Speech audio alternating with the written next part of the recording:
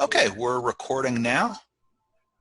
And so, like I said, welcome everyone. We're going to talk about USA Learns, a free online resource for ESL students. It's something that was actually developed in California by ESL adult ed practitioners. Okay, I thought I had everybody muted.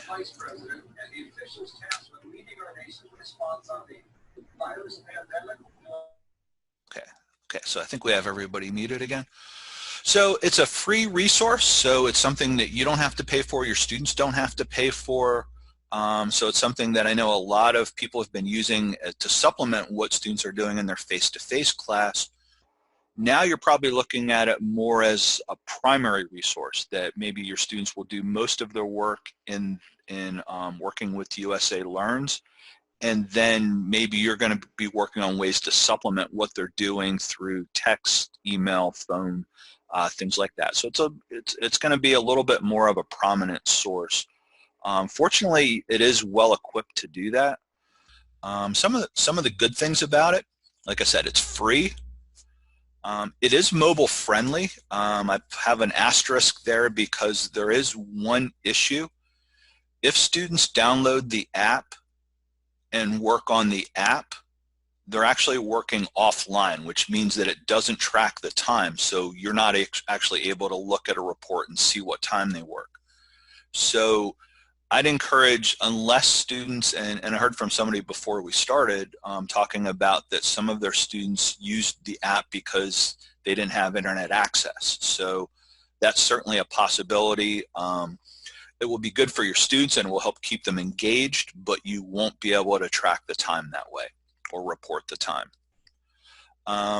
The lessons are relatively short, so it is the type of resource that students can, if they have a little free time here and there, they can do work in short bursts. Unlike some of the resources that I think it's, unless a student can devote like a half hour to an hour, then some of the resources don't work well. But this is one, a lot of the activities a student might be able to get through in 5 or 10 minutes. So that's appealing for some of our learners. It has a very linear navigation. There are classes that are built into USA Learns. So once a student finishes an activity, there will be like a little button that will say next activity, and they can just kind of keep progressing through a very linear path. They can jump around if they choose to, but like I said, it's kind of structured in a way that they can move in a good sequencing of lessons. It provides activities where students can read, where they can listen, and where they can speak. And I should mention too, I don't have here, but also things where they can write, or more accurately type. And you can kind of see some of the things that they type. We'll look at it here in just a second. I'd just like to let you know kind of what it looks like if somebody's working on a smartphone. These are all just screenshots that I've taken from my phone when I've been on this as a student. So this is kind of what it would look like for your students. This is what it looks like with the one on the left with the web browser. So as you can see, that one of the downsides is there are ads on here. But I think for your students that spend any time on websites, they're probably hopefully comfortable with that. Maybe advise them that the ads are not things that you're endorsing. But the screen's a little small. If you put your phone in landscape mode, then you can spread it out a little bit more and it can look a little better. This is what it looks like with the app. So it does look a little nicer with some of the lessons and some of the activities. But like I said, if they do use the app, then you're going to have a tough time tracking the time. And speaking of which, just a couple things to keep in mind in using USA Learns. Again, the app it's an offline app, so they don't even need to have a data plan. If they download the app like while they're on Wi-Fi, then they can work on it with whatever they want to, but you can't track the time. The other thing is there are multiple classes that are part of USA Learns, and you have to set each of them up independently of each other. So if you set up a student with one class and they work in a different class, then you're not going to see that time. So one of the tips that I have for you right off the bat is make sure that you set up each of your classes, each of the classes as a class, and invite your student to join each of the classes. And I'll show you what that looks like in a little bit, but I just kind of want to make sure to emphasize that. We have had students with the distance learning project who we set them up with like English 1. When they start working in English 2, we don't see the time that they do there. So what our teachers do is they initially set them up with each class. So if they jump around a little bit, we can make sure to get that time. Another thing that's a little disappointing, but again, this is a free resource, so and there's a lot of quality there. I think your students will really benefit from it. But you know, some of the issues around reporting, there's no class grade book. You can run a report for your whole class to see how much time they've worked, but you cannot run a report to look at like a class grade book like a spreadsheet. You can look at individual student progress, so you can look at each individual student one at a time to see what they've worked on, what they've scored, and things like that, but there's not like a class grade book. And the other thing is, as you can probably guess, there's been a huge jump in the number of students participating in this. So I've been getting emails from some programs that they're seeing it's been a little bit buggy lately, I think because it's getting a lot of traffic. So, you know, make sure that your students are patient. You know, nothing too major, more things like a student might submit a quiz and then the teacher doesn't see it or something like that. So, you know, just things that maybe have to be resubmitted or, you know, some things like that. So, and not all the time, but just it seems like it's happening a little bit more lately. So just something to kind of keep in mind. Okay, so with that said, let's take a look at what the site looks like. So now this is my sample teacher account. I set this up just so that you can kind of see what it looks like. Just a couple of highlights. When you log in as a teacher, and I'll show you how to create an account here in a little bit, but when you log in as a teacher, this is the screen that you will usually go to. Okay, I'm hearing from somebody that the audio is not completely clear, that it's breaking up. I'm showing I feel like I have a pretty good signal. So if that's the, you know, if I am breaking up for everybody, then please let me know. But it might be somebody, you know, it might be, you know, that the person that made that message is having a bad connection. So anyways, this is what your homepage looks like. It will take you to your class overview. As you can see, I've set up 2 test classes in here. And so I can work with those independently. It's pretty easy, as you can see, to start a new class. I can just do that here. So as soon as you set up your account, the first thing that you probably want to do is to start a new class. So what I would do to do that is just click where it says start a new class. And I can call it whatever I want to call it. I'd probably put something with my name on it so my students know like that it kind of makes sense that that's the class they're in. And then it's going to be based on, these are the different courses that they have in here. So they have 5 separate courses in here. And like I said, you'll probably want to set one up for each course unless your students are really disciplined. But if you set up the first English course and your students do work and practice English and reading, you're not going to see the work that they do in practice English and reading. For each class, though, you can only use one course. So I'll just pick whichever one I want it to be. And then I can put a little bit of a description about it. And I'm not going to worry about, just put test here. The date that it's going to start, I don't have to, but if I want to put in an end date where students are supposed to complete all the work in this class by such and such a date, I can do that. And then I just hit create my class. Put test 3.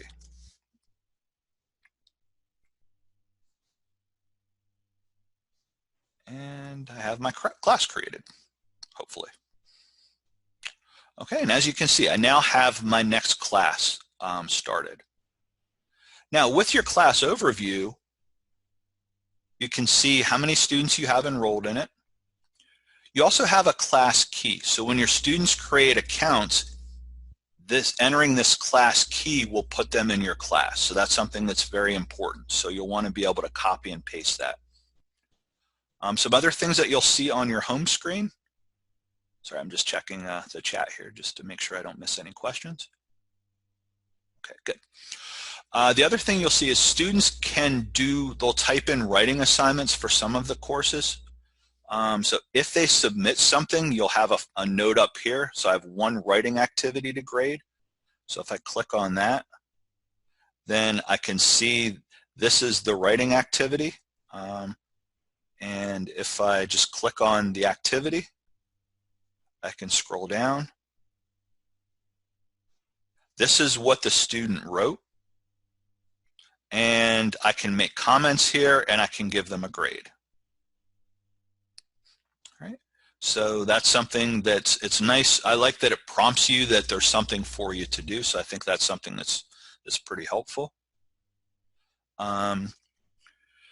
This is where I can send messages.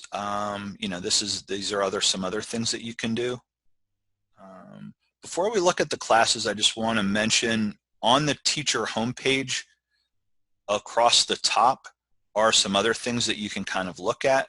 The instructions. So if you leave this webinar and you know, I maybe said something wrong or you didn't take, you know, you forgot to write something down, gives you tips on how to create a class, how to manage classes and students, and what's different, technical requirements. So just some helpful things there.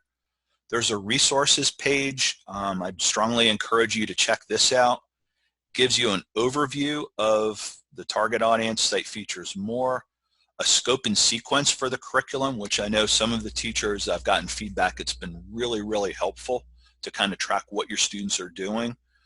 The last I checked, it did not have it for each and every course. The English 1 Plus, I think it's called, is a newer course, so they don't have that included in the scope and sequence yet, although I do hear that it's coming soon.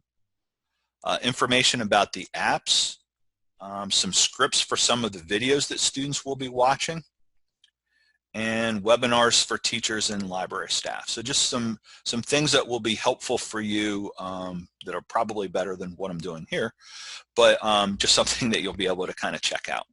And that's under the resources tab. Then just, you know, some other information that you might be interested in. If you want to go to the student site, you can click on that. Keep in mind, it does log you off of the teacher site then. So that's, you know, don't do that until you're really ready to go and play around as a student. Okay, so back to the home page.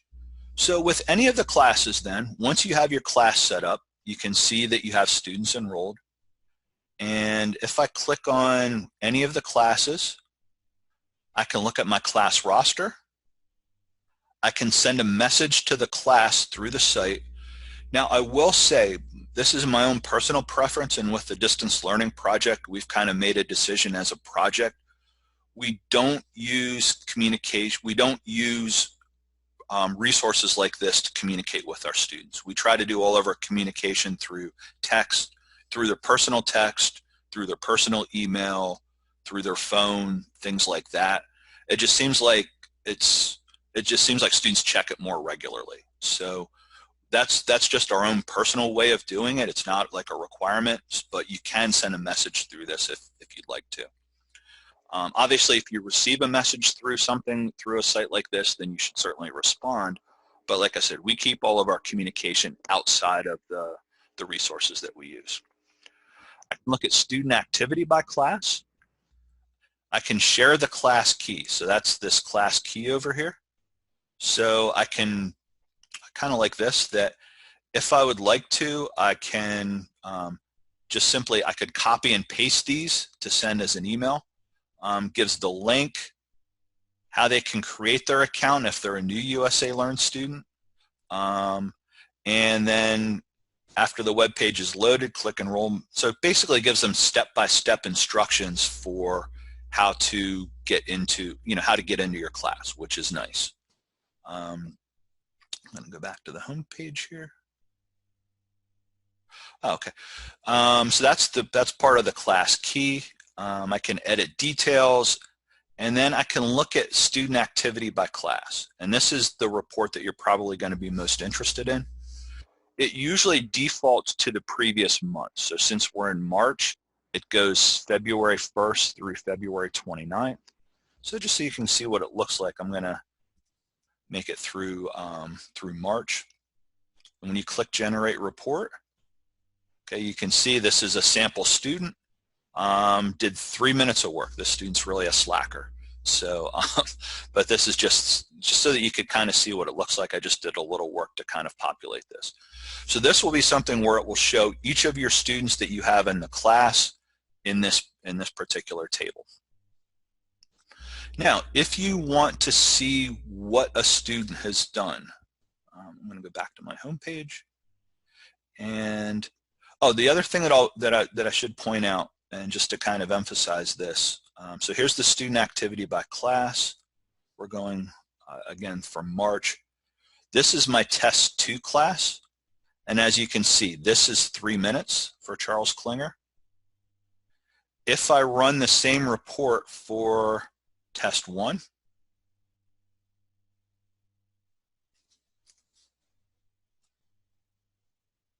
it's 8 minutes.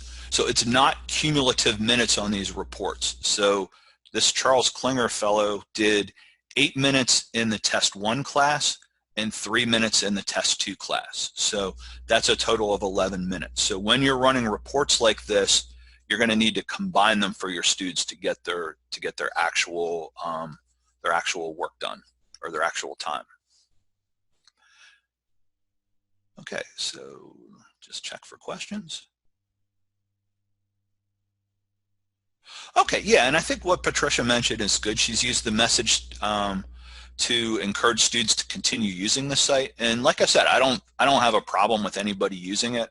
It's just we just tell our students that we'll communicate with them outside. But especially if your students are active in there, then I think that it can be a good way to work with them.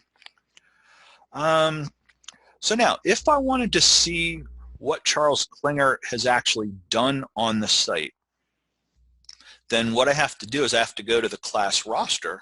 So this gives you the time report.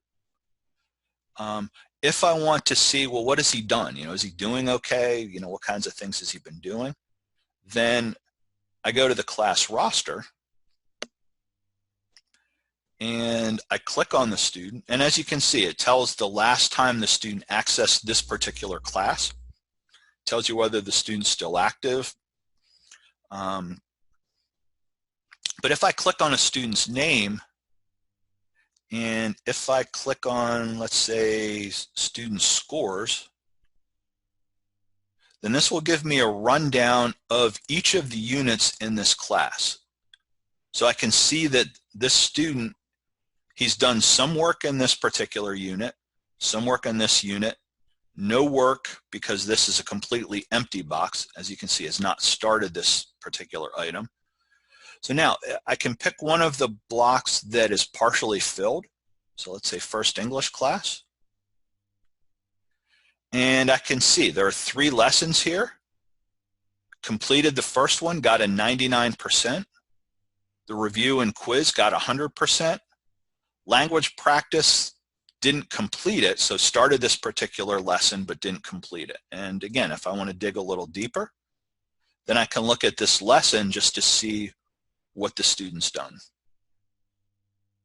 Now, it doesn't give a timestamp for when they've done it, but it does give you the time that they spent on each of the lessons. So that's really most of what you're going to do in terms of looking at what your students do. So you can run a report to get their time for each of the classes.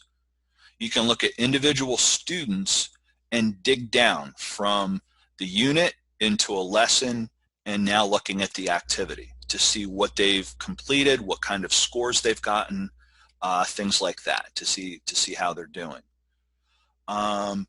You can also look at writing that they've done from the home page. Okay, there's your writing activity to grade. We've looked at how you can get your students started in terms of you get your class started and how you can send directions to your students on how to sign up for your class and how to get going. So does anybody have any questions about anything so far?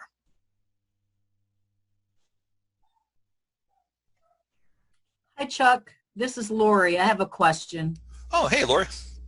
Um, could you, I don't think I quite caught what you were saying in the beginning about um,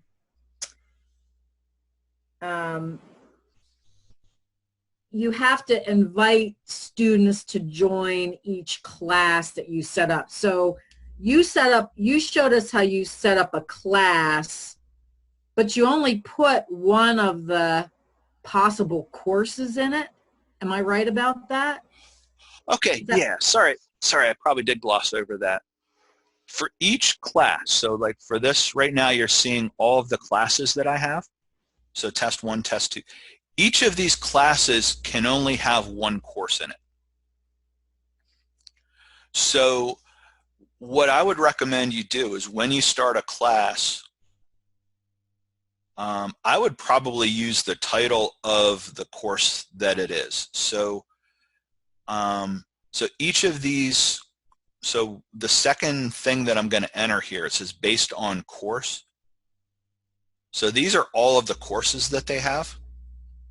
So for this class, each class that you set up can only be one of these courses.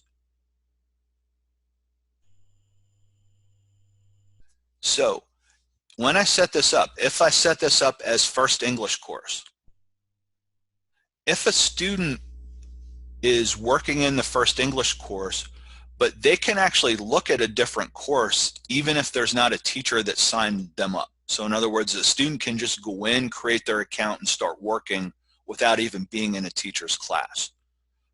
So like some of your students may have already done this without you if they did like a Google search or something and found it.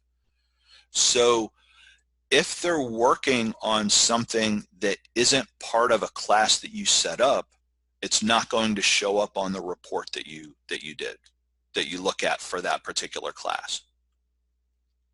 Does that make sense? Yeah, let me just ask a follow-up question. So are you suggesting that we would set up 5, like if we assumed that students might work in all of these courses, we could set up 5 classes, each with one course in it, put our students in there, and then we could track time across the 5 courses? Correct. Okay, And thank then you. you'd have to run 5 reports for each of the courses. Okay, thanks. Very helpful. Okay, so a few more questions. That's good. Thanks for clarifying that, Lori. Let's see. Sue asked about PD approved agencies logging. Verify this. So basically, one of the questions has to do with currently you're allowed to use these products as supplemental distance learning. So meaning students in your face-to-face class can work on something to supplement what they're doing in class with online learning. Now nobody's doing face-to-face classes. Verify that with your advisor, but my understanding is that you should be able to count it. But like I said, I'd verify that with your advisor, but I believe that's the case. Hi, Chuck. This is Susan. Yeah. Does that also go with the Khan Academy activities as well? Yes, anything that's on an approved resource that's part of the distance learning policy. So there's probably about 20 approved resources. Khan and USA Learns are the 2 free resources. And then there are things like, Essential Ed's GED Academy or HiSET Academy, Edmentum's, like the Plato, used to be Plato software, Win, Fast Forward, all those kinds of things that Aztec that programs might have, Burlington English. So, okay. Yeah, my understanding, but like I said, I'd verify it with your advisor just to make sure, because I probably shouldn't even say that my understanding is this, but yeah, I think that's what I gathered from one of the emails that came out from Amanda. Let's see. Hi, Chuck. Yeah. This is Pamela, and I just wanted to clarify, make sure I understand what you said at the very beginning. Okay. A few of my students have downloaded the app because that was what I was aware of a month or so ago. But if I'm understanding you correctly, they will need to, we will bypass, whoops, sorry. That's okay.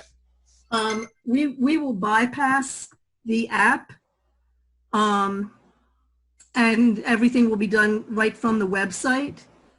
Yes, they can do this. Like the students can sign up online, and they can use the browser on their phone and just go to usalearns.org and sign in there and do the work, and then you'll be able to track it. So we don't want to use the app at all if we want to be looking at the time spent. Exactly. Right? Okay, so here's a follow-up question on that. I'm not sure if the students will have this problem, but because I was trying out the app, I've already registered, I guess, as a student just through the app. And so it will no longer allow me to register as a teacher when I go to the website. Okay. Okay, so what you can do is, you know, a couple of things. One, you can use a different email. Just create like a generic Gmail account. I don't like, or use home email, something like that, and you should be able to create an account that way. Like I have a student account and a teacher account to run these tests using different emails. Okay. So that's probably the easiest way to do it. Even if it's just a throwaway email that you don't use, there's no like verification or anything like that. So that would probably be the simplest workaround for that. Okay. All right. Well, I'll give that a whirl. Thank you. Oh, you're welcome. And this also kind of, Sue Outland had a question about what happens if they've already started work before you set them up with a class. I'm going to be perfectly honest, I don't know. I know that they can still join your class. What I don't know is if it will transfer their pre-existing work into the new class, or if they start from scratch. And I apologize. We can try and run some tests on that and see what happens. But you know, that I'm not sure what happens if a student's already started work and changes classes. How much time can elapse before a student is considered inactive? I will tell you at least a year, because I have not done any work. I hadn't done any work in my one class in over a year, or about a year, and I was still considered active in it.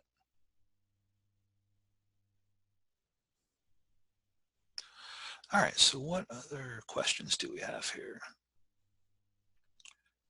Okay, you set up a class first? Yes. First thing you'll want to do once you create your account is set up your first class, and then you can start inviting students. So no, you set up your class first, and then once your class is set up, then you can give the code to start inviting students.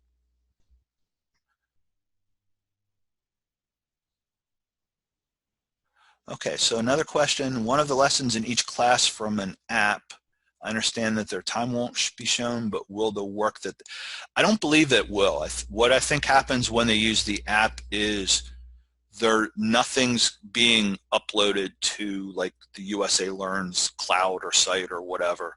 So when they do the work on the app, it's strictly something that's staying on their phone. Now what theoretically could happen is, you know, when the student, you know, when we see our students again, I mean, or they could even take a screenshot maybe and show you like what they've done. They should be able to track their own progress.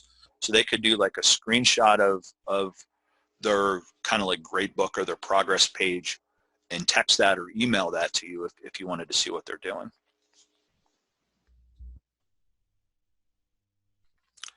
All right, so we got that, we answered that.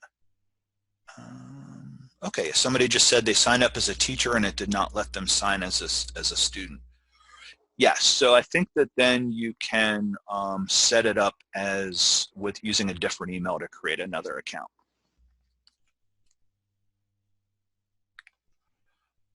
All right, any other questions before we move on?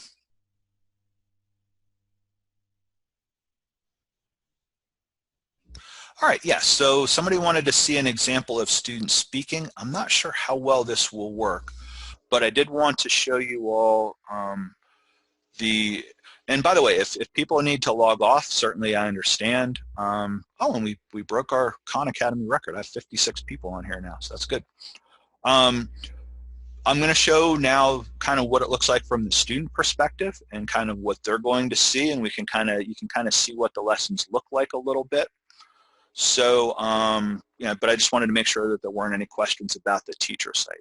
If you have to leave, like I said, I think I'd planned to go till about 12:30, but I have nothing better to do now, so I'm happy to keep going. But if you have to leave, remember, the rest of this will be recorded. Otherwise, we'll kind of start looking at it from the student perspective.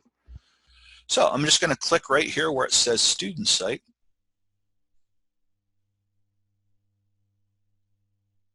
And as you can see, I'm kind of back to the home page. So now I am at a point where, notice I'm no longer logged in. So I can, if I'm already registered, I can sign in. I do have an account, so I'm just going to do that. But where it says start now, if I click on that, this is the registration page. So this is where your students will go to create their account. Very, very easy.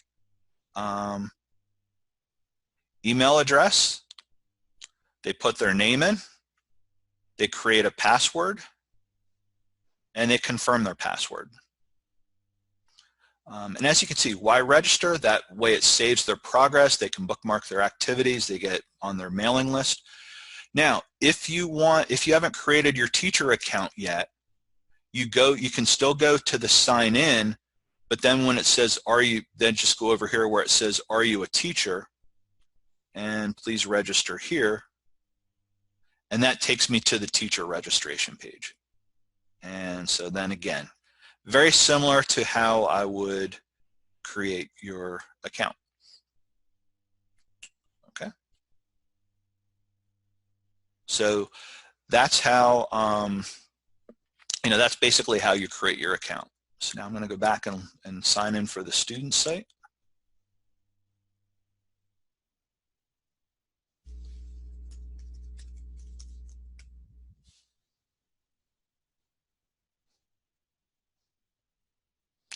Okay, so this is the student homepage.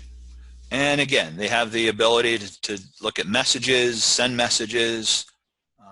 Right here where it says enroll in my teacher's class, that's where I would enter my class key and just click enroll, and that puts me in the class that I want to be in.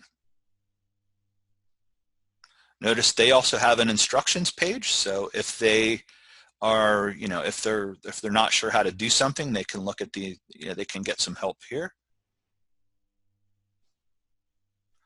But so these are the different classes that I'm in. So as you can see, I'm in different ones to do different things.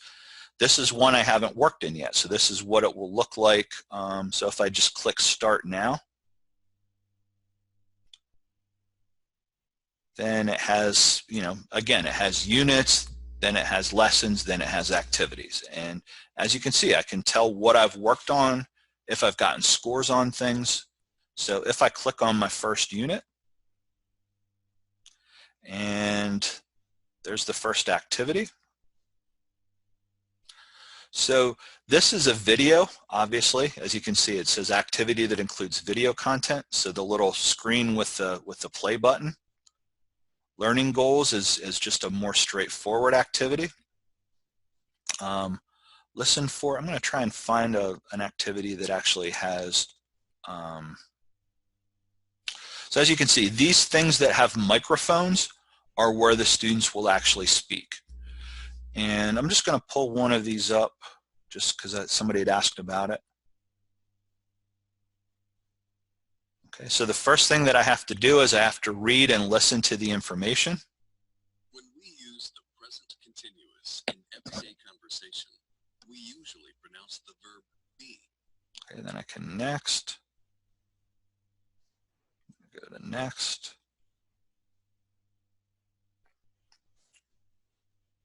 Okay, so now this says Select listen to hear the text. So I'm going to press the listen button. Listen for and pronounce the shortened form of ing. So I'm working late at the office tonight. So I press listen. I'm working late at the office tonight. And you guys probably can't hear it, but it basically read this sentence.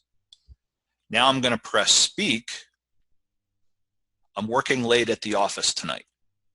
And then I press the stop button, and then I can play it back, and it will play the computer-generated version and the student-generated version back to back, so that they can hear how it would, how it's supposed to sound, and then they can hear their pronunciation of it. So that's kind of how the speaking works. It's not something that you can necessarily hear as a teacher, but it's just more independent practice for your students to be able to speak. Some of the lessons and units have vocabulary with it where they're just saying a word.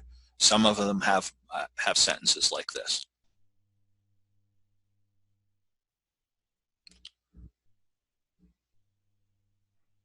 That is, yeah, Stella asked a question about the only way, I have not seen a way as a teacher that I can go in and see the activities. The only way I've been able to do it is to sign in as a student. Doesn't mean there's not a way, but there's not a way that I've seen.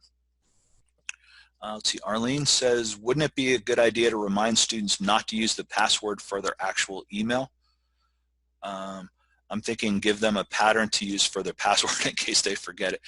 Yeah, one of the things we do with the distance learning project is we try to have students have the same password for every site that they use.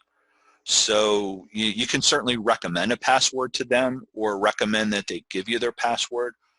The one thing that I will say is it does have a password retrieval function. From a digital literacy standpoint, that's pretty much a life skill now, is to be able to retrieve your password from a site, because of banking sites and credit card sites and all that sort of thing. Yeah, so yeah, I agree. Jacqueline mentions that she likes that feature that doesn't, if the students don't have a native speaker to give them feedback on their pronunciation.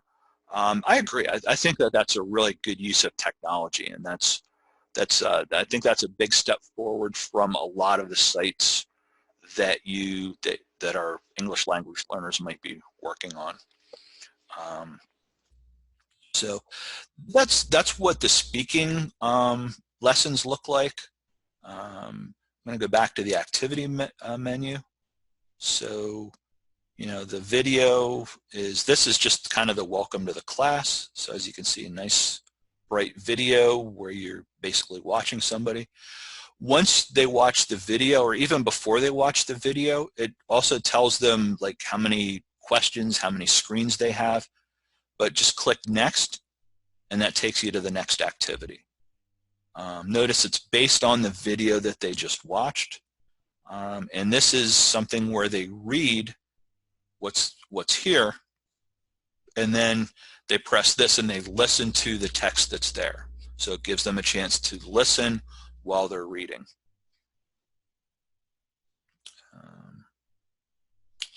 And then this is something that follows up, and now we're starting to work with keywords. So in a little bit of grammar and things like that. So I would encourage you, as long as you have the capacity to do so, to take a little time maybe and set up a student account as well and kind of play with it a little bit to, get comfortable with the dynamics between setting up the class and doing things as a student and then checking it out as a teacher, just so that you can kind of get comfortable with the site.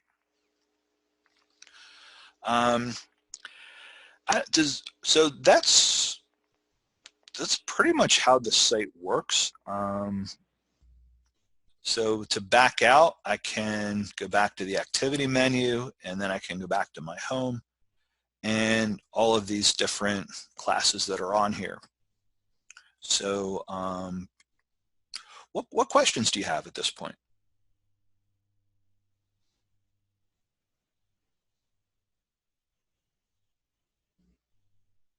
Okay, so somebody asked again about inviting students. So I'll go back and show that. Before I go back to that, is there anything else anybody wanted to see on the student page? Okay, so okay, Rachel, while I'm kind of moving around here, I'll let you know some of the other resources that are out there. If you ever want to see the updated resource list, we usually update it about once a quarter. Although it's getting to be about where it's going to be. Like we have, I think, most of the resources that you'd expect are on there. But it's always on the distance learning policy. But okay, so I'm going to go back to the teacher page. So I'm going to sign off of this. And notice, even though I'm at the student sign-in, if I put in my teacher account, it's still going to, it'll still bring me to the teacher page. Okay, so there's my teacher page. So the approved ESL resources include, obviously, USA Learns. There's a site called Burlington English. There's Rosetta Stone is approved. Khan Academy is approved now for ESL learners as well as ABE learners. Even though you think of it as a math site, it does have grammar. Now it has reading. Some of our ESL students enjoy watching some of the videos on Khan Academy that are pertinent to any education they had in their home country. There's like biology, there's chemistry, there's physics, there's computer science.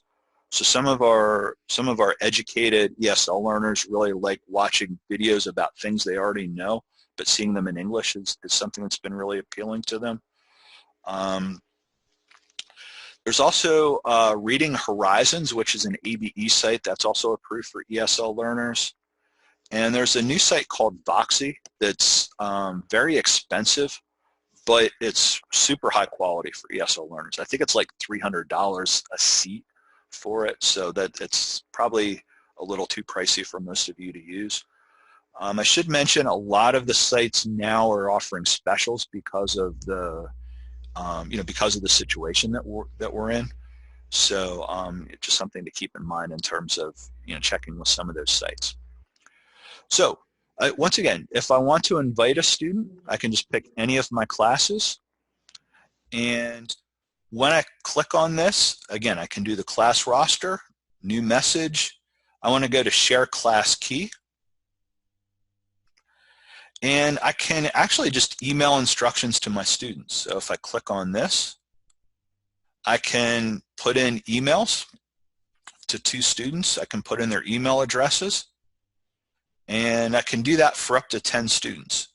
And it will just send them an email with instructions for how to get started, and they should be put into your class then. If you would rather have a little more control over it, then you could do view or print instructions. And if it's a new student, here are your instructions. If it's a student that's already in USA Learns, here's the instructions for how to enter a new class key.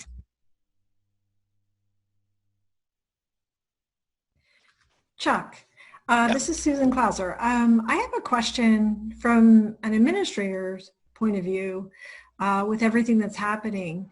Are there any agencies that are on the webinar today who maybe started reaching out to their students last week? We do use USA Learns. It's our supplemental distance services for ESL. But when we pulled reports, I don't know if it's because we're 1 week out of not having classes.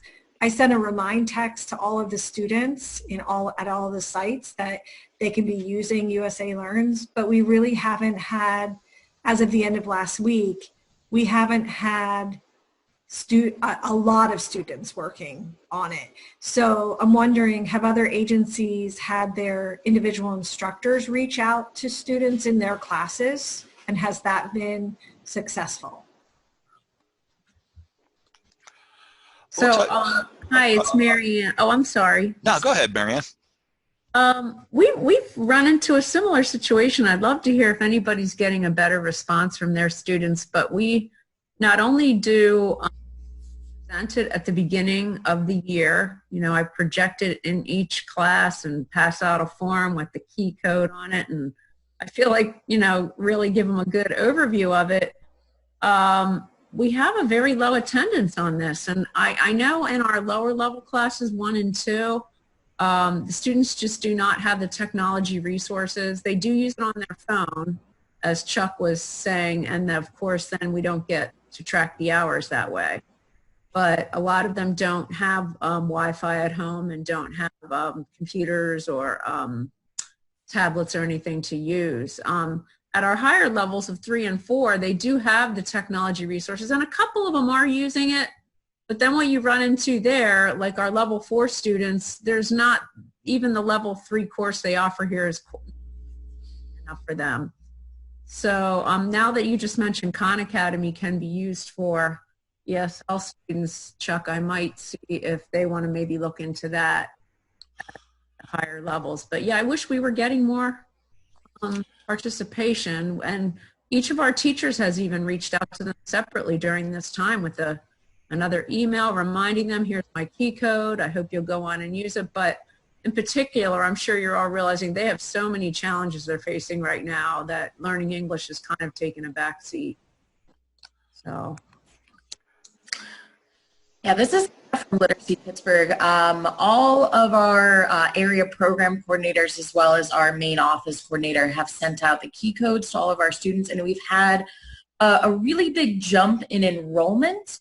About half of the people who have registered have actually been participating since they've registered. So we have to continue being like, hey, you registered, is this a good fit for you? Do you need a higher level class, a lower level class? We usually don't send out all the key codes at one time. I just tried that with my students to see how it is going to go. Yeah, with our face-to-face program, we've tried to do different ways to keep all of our students engaged, as many of them as we can. And it like everybody else, it's been very hit and miss.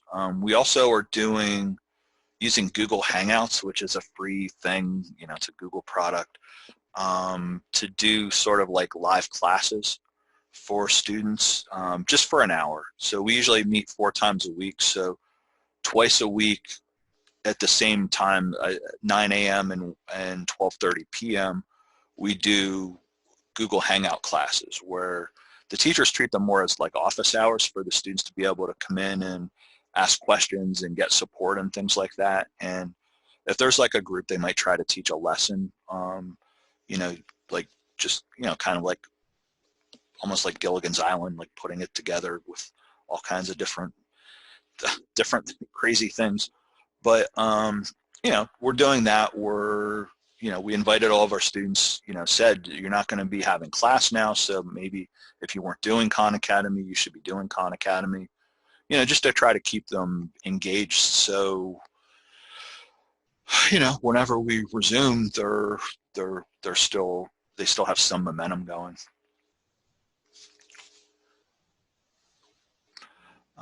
There was another question about, do the students have to complete an activity or master an activity before they move on? And the answer is no. They can jump around. It does direct students in a pretty linear fashion, but a student can kind of bounce around to something that they're interested in. So, and that's where having the scope and sequence documents and maybe making recommendations to your students is a really good idea. Did anybody else want to chime in on the, you know, kind of what you're doing to get your students going? I see a couple people have put some things in the chat with what they're doing. So somebody mentioned from RAC that the students with great attendance have continued to attend online. Okay, good. Created an alternative phone through an app called Google Voice. Yeah, that's great, Carolina. Google Voice is another thing where you can send text, you can call people, but you don't have to use your personal cell phone that way. Somebody else using Remind to send text messages. That's good. Yeah, and what we're finding with the distance learning project is that a lot of students prefer text to email.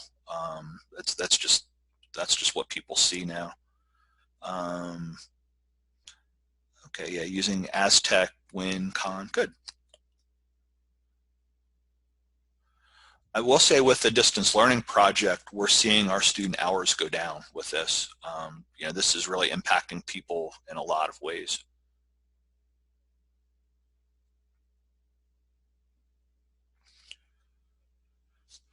So,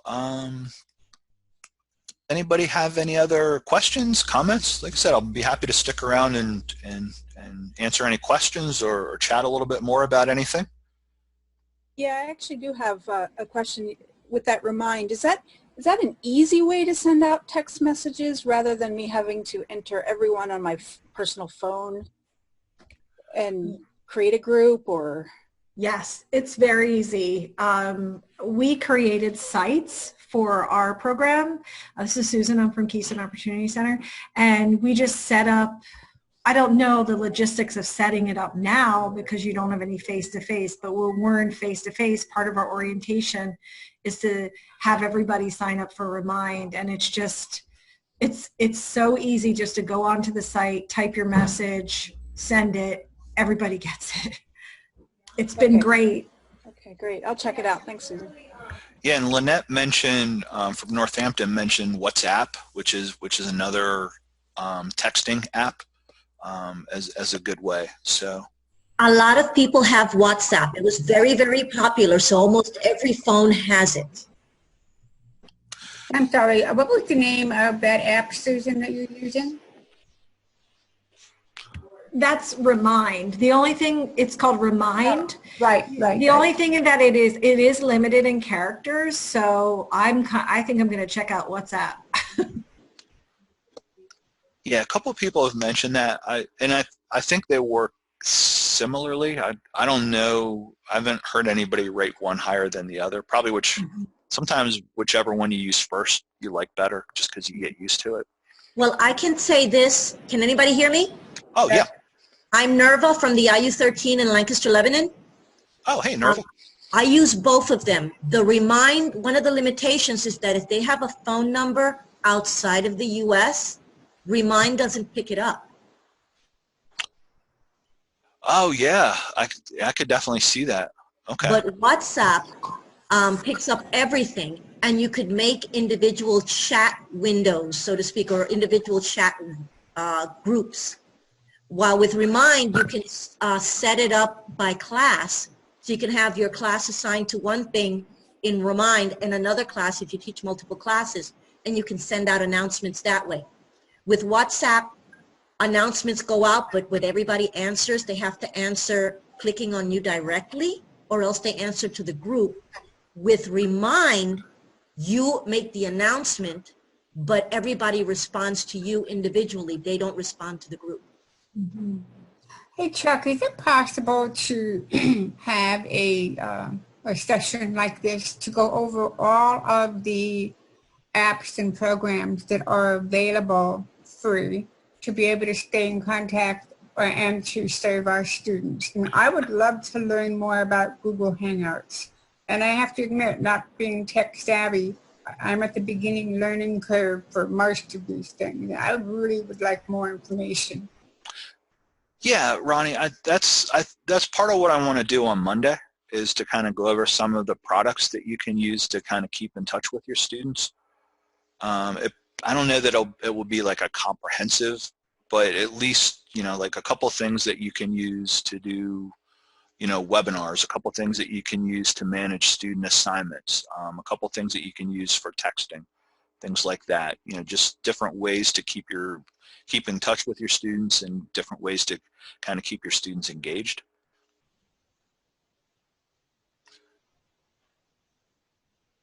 Oh, somebody mentioned, okay, and I actually did not know this, that WhatsApp is connected to Facebook. Yeah, and hopefully everybody can see the chat because there are a lot of interesting comments. I'm trying to read a lot of them to people just so that they have them, but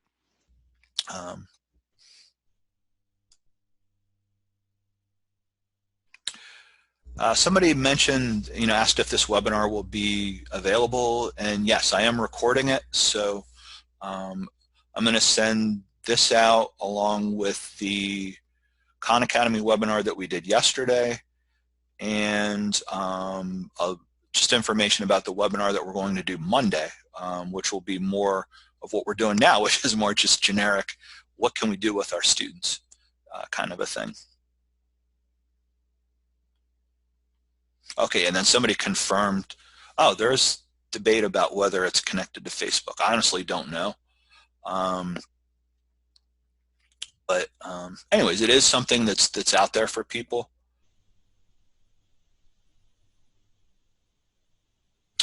Yeah, then there's all the different types of webinars, and even something like Skype that you can use to meet with your students, which is free. A lot of different types of things that you can do.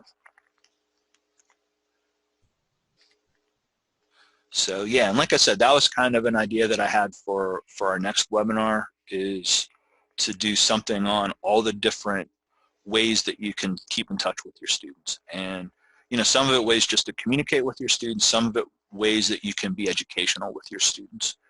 And so we'll kind of take a look at some of those on Monday. But yeah, keep the comments coming.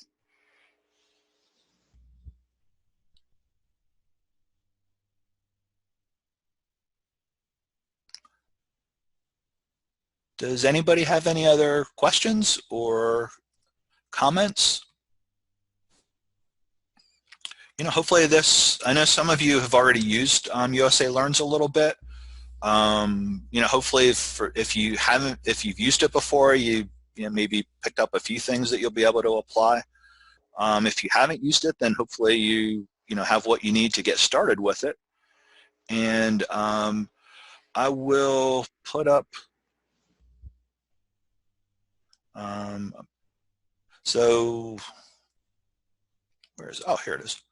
So this is my email address. So if you have questions, feel free to email me. I'll be happy to answer any questions to the best of my knowledge. A lot of the technical questions about USA Learns I send on to our teachers that use it, and then they let me know kind of what their perspectives are.